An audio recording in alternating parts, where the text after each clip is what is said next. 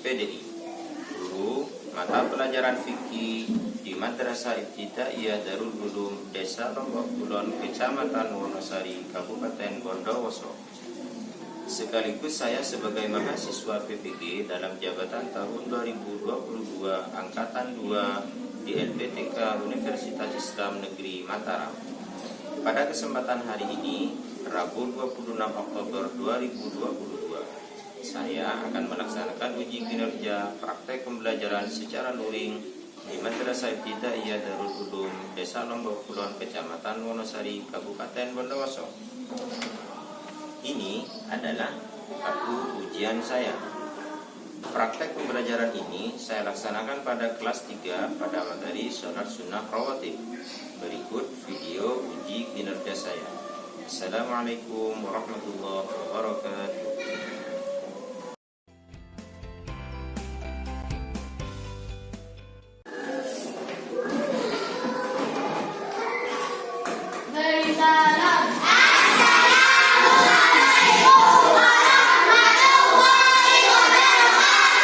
Waalaikumsalam warahmatullahi wabarakatuh. Silakan duduk.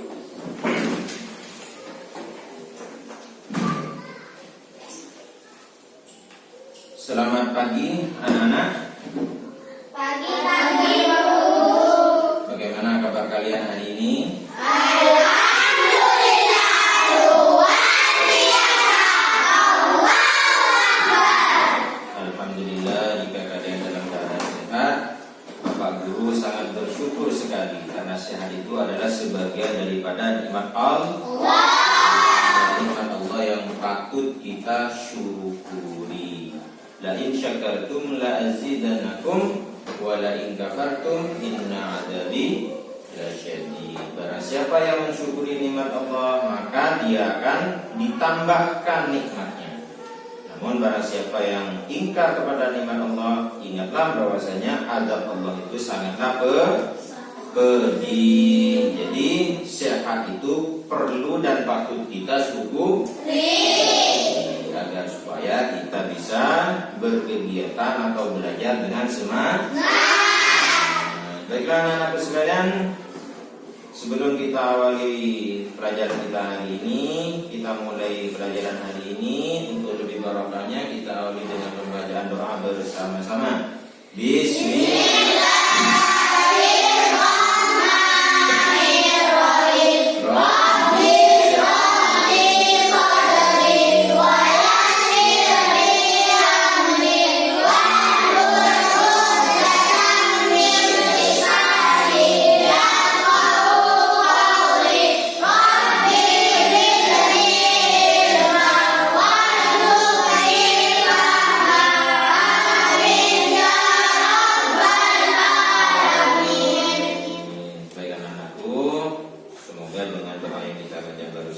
Kita semua mendapatkan ilmu yang barokah dan manfaat.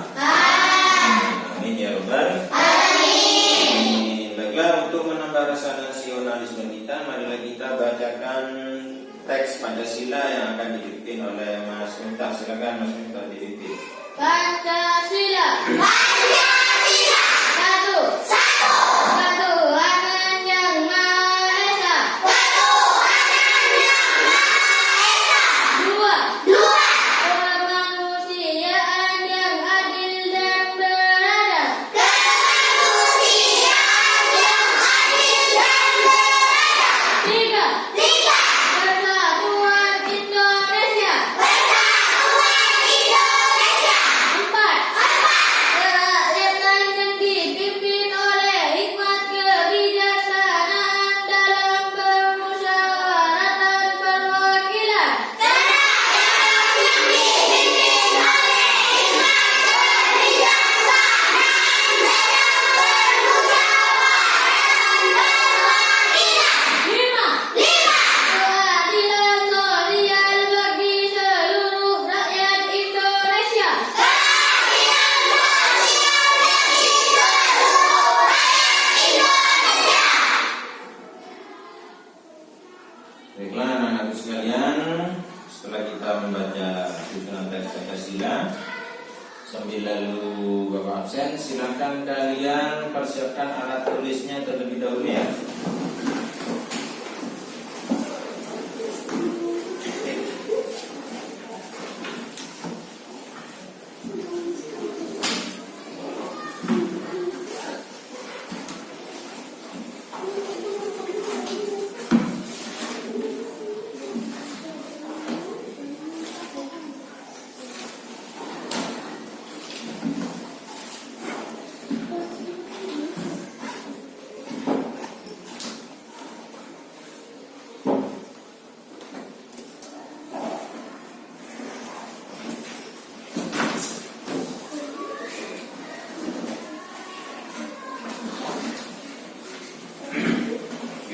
siap? Ya. Baik, Bapak saya dulu. Miftahus Surur. Hadir. Hadir ya.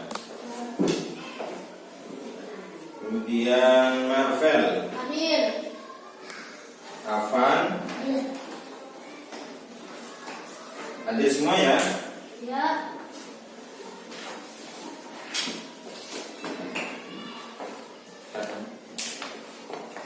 Anak-anak sekalian, setelah Bapak absen barusan, silakan kalian perhatikan pada layar yang Bapak tampilkan di depan. Hari ini kita akan mempelajari bab tentang sholat sunnah rawatib. Namun sebelum Bapak terangkan lebih lanjut, Bapak akan jelaskan tujuan pembelajaran kita pada hari ini. Yang pertama, setelah mendengarkan penjelasan guru dan mengamati audiovisual, peserta didik dapat mengemukakan ketentuan sholat sunnah rawatib dengan benar. 2. Setelah mendengarkan penjelasan guru dan mengamati audiovisual, peserta didik dapat menganalisis jenis sholat sunnah rawatib dan bilangan rakaatnya dengan benar. Setelah mendengarkan penjelasan guru dan mengamati audiovisual, peserta didik dapat memprediksi hikmah sholat sunnah rawatib dengan benar. Setelah mendengarkan penjelasan guru dan mengamati audiovisual, peserta didik dapat menyimpulkan hikmah sholat sunnah rawatib dengan baik dan benar. Setelah mendengarkan penjelasan guru dan mengamati audiovisual, peserta didik dapat menafsirkan jenis-jenis sholat sunnah rawatib dan bilangan rakaatnya dengan benar. Itu adalah tujuan pembelajaran kita pada hari ini. Namun sebelum Bapak lanjut kepada pembahasan, pada minggu lalu kita membahas tentang sholat. Siapa yang masih tahu pengertian tentang sholat? Sholat adalah ibadah yang diawali dengan niat dan diakhiri dengan salam. bagus, beri tepuk tangan buat Mas Marvel. Jadi, sholat itu adalah bentuk ibadah yang diawali dengan niat, diakhiri dengan salam. Dan siapa yang masih ingat berapa jumlah sholat yang wajib kita lakukan dalam sehari semalam? Coba Mbak Nabila, coba disebutkan. Tuh. Baik, jadi sholat fardu yang wajib kita lakukan dalam sehari semalam itu ada 5 ada 5 waktu. Waktu yang pertama,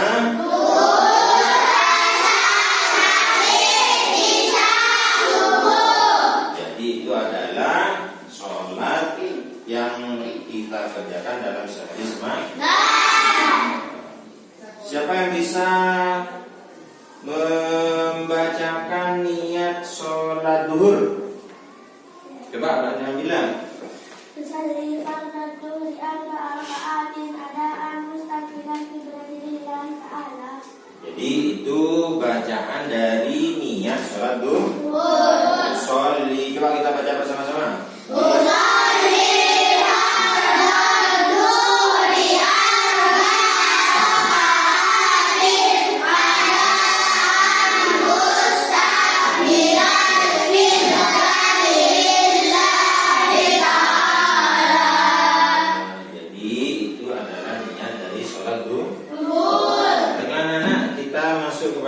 Kita pada hari ini, silahkan kalian perhatikan pada layar video yang akan Bapak tampilkan di depan.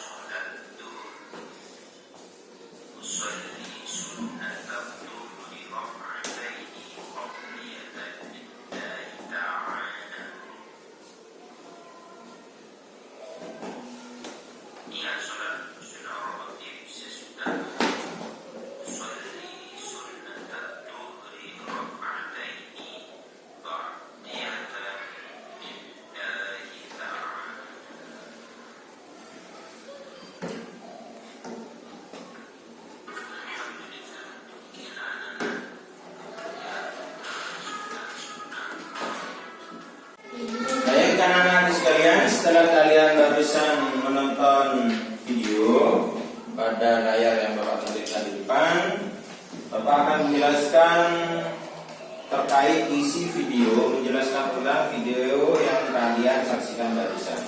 Jadi, yang kalian saksikan barusan itu adalah pengertian atau penjelasan dari sholat sunnah rawatib. Sholat sunnah rawatib adalah sholat sunnah yang mengiringi sholat fardu. Kemudian sholat sunnah rawatib itu ada dua macam. Ada apa saja, anak? Qobliyah. Jadi qobliyah itu adalah sholat sunnah rawatib yang dikerjakan sebelum sholat fardu. Itu sholat sunnah rawatib qobliyah. Sementara antara sholat sunnah rawatib ba'diyah adalah sholat sunnah rawatib yang dikerjakan sesudah sholat. Jadi itu adalah macam-macam sholat sunnah rawatib. Adapun hukum dari sholat sunnah rawatib itu adalah sunnah. Sunnah sendiri itu ada dua Yang pertama sunnah muakkad. Sunnah muakkad adalah sholat sunnah yang sangat dianjurkan untuk dikerjakan. Itu namanya sunnah muakkad. Kemudian sholat sunnah ghairu muakkad adalah sholat sunnah yang tidak begitu dianjurkan untuk dikerjakan. Sebab Nabi itu kadang-kadang melaksanakannya, kadang-kadang tidak melaksanakan. Itu adalah sholat sunnah ghairu muakkad.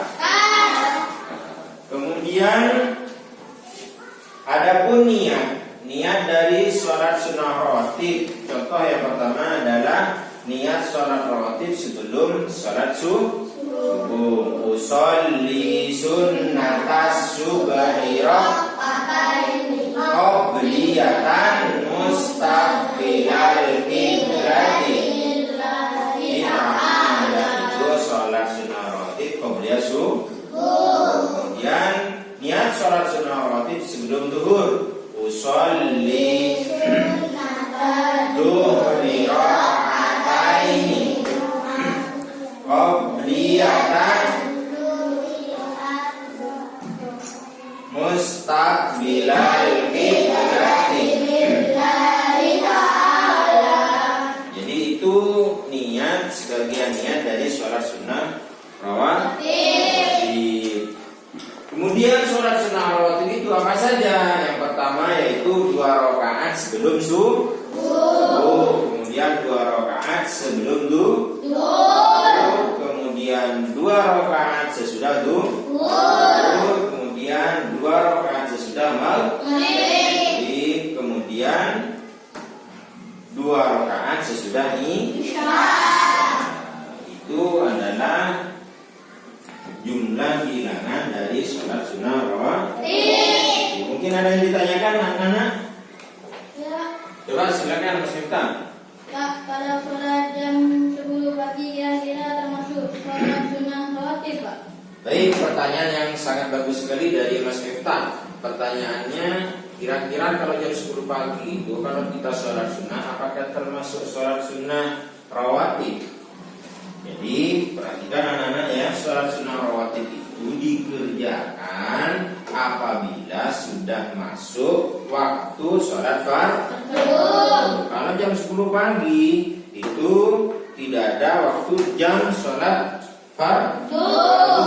Karena zuhur itu dimulai dari sejak tergelincirnya matahari atau sekitar jam 12 siang. Jadi ketika sudah masuk sholat fardu, umpama masuk pada waktu zuhur, sebelum kita melaksanakan sholat zuhur itu kita sholat 2 rakaat, itu namanya sholat sunnah qabliyah zuhur.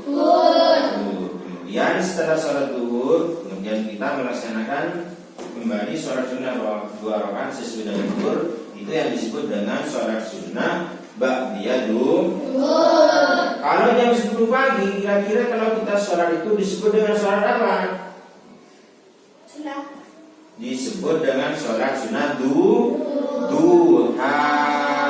Jadi duha itu dikerjakan dari sejak terbitnya matahari setinggi orang dewasa atau setinggi tombak sampai sebelum masuknya waktu duha. Jadi waktu duha itu sangat panjang sekali. Jadi kita melaksanakan bisa dari jam 7 sampai jam 12. Jam 7 tidak bisa dilaksanakan jam 8, jam 9 sampai sebelum masuknya waktu duha. Itu namanya sholat sunnah duha. Jadi sekali lagi sholat sunnah rawatib itu dikerjakan apabila sudah masuk waktu sholat fardu. Bagaimana Mas Miftah, bisa dipahami? Baik, terima kasih.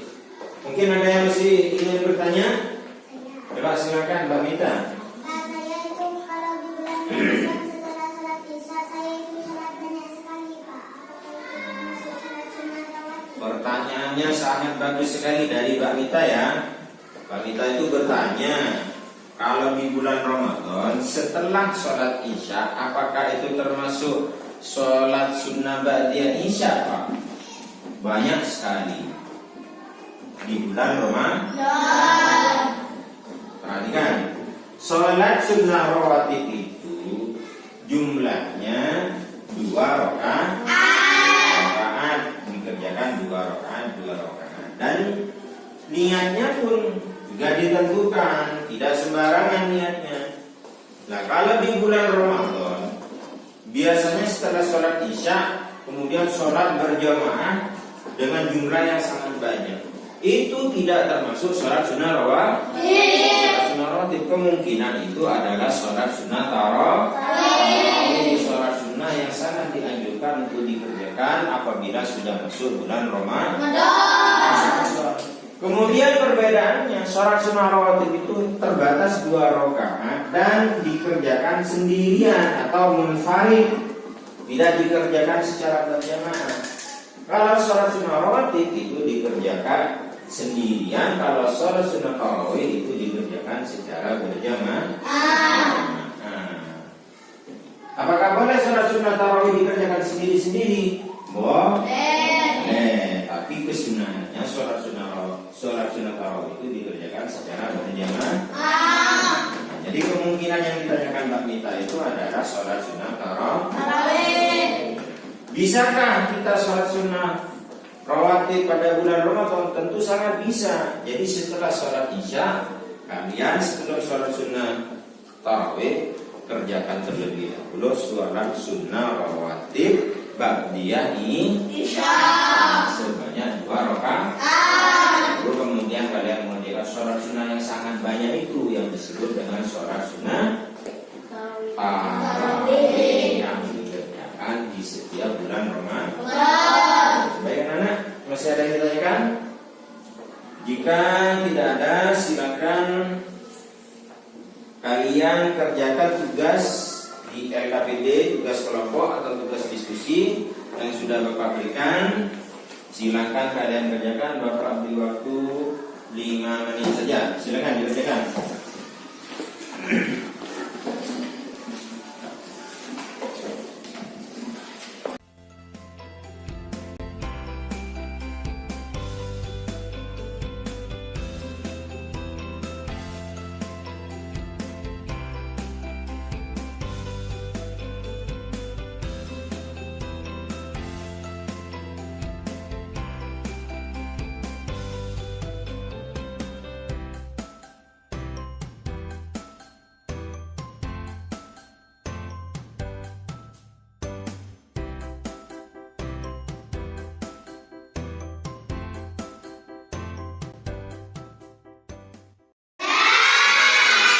Jika kalian sudah mendiskusikan tugas kelompok yang sudah Bapak berikan barusan, silakan maju dari perwakilan kelompok 1 untuk membacakan hasil diskusinya.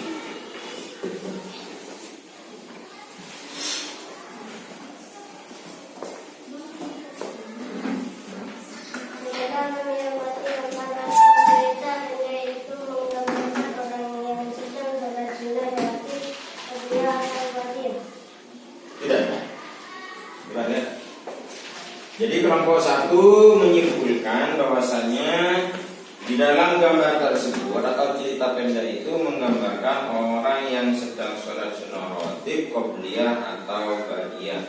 Baik, bagus sekali untuk kelompok 1. Silakan kembali ke tempat duduk. Untuk kelompok 2 silakan maju.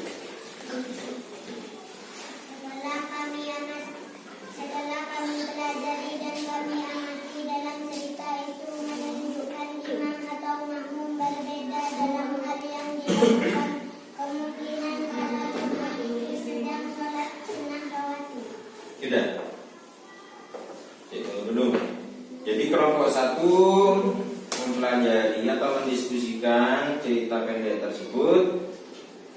Setelah kami pelajari dan kami amati dalam cerita itu menunjukkan imam atau makmum berbeda dalam hal yang dilakukan. Kemungkinan para jamaah itu sedang sholat sunnah rawatib. Baik, bagus sekali untuk kelompok 2. anak sekalian,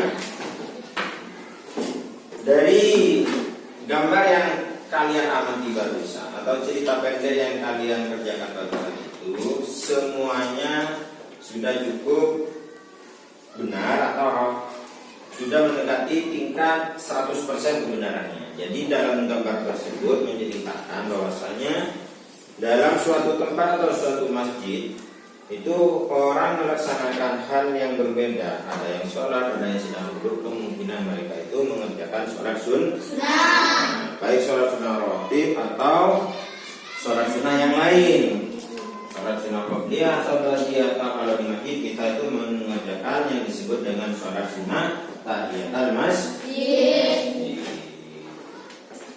Jadi anak-anakku sekalian, sholat sunnah rawatib itu adalah sholat sunnah yang dikerjakan yang mengiringi sholat fardu. Sholat sunnah rawatib itu ada berapa anak? Dua. Qobliyah dan Ba'diyah.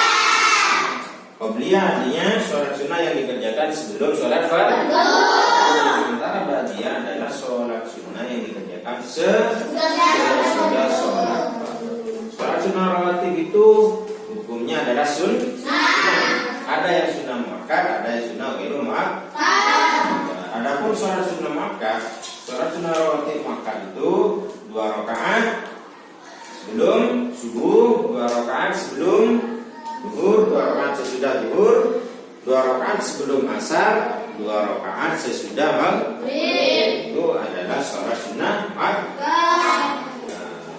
Baik anak-anak sekalian,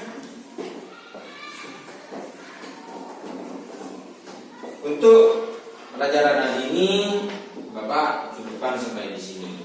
Ingat, kalian selalu belajar di rumah, kerjakan kalian pelajari dan kerjakan LKPD yang sudah Bapak berikan.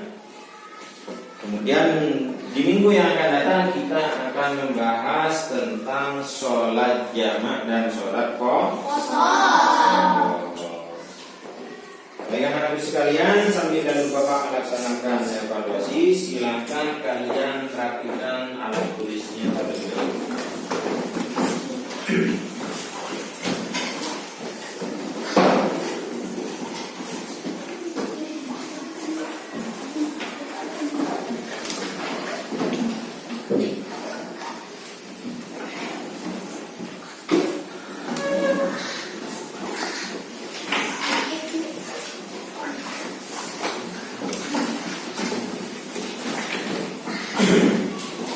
Bagaimana? Sudah siap semua? Alhamdulillah, kita akhiri pertemuan kita pada hari ini dengan bacaan doa. Semoga apa yang kita pelajari bermanfaat. Semoga kita semua menjadi anak yang soleh-solehah. Semoga orang tua kita diberikan kesehatan, umur, dan rezekinya.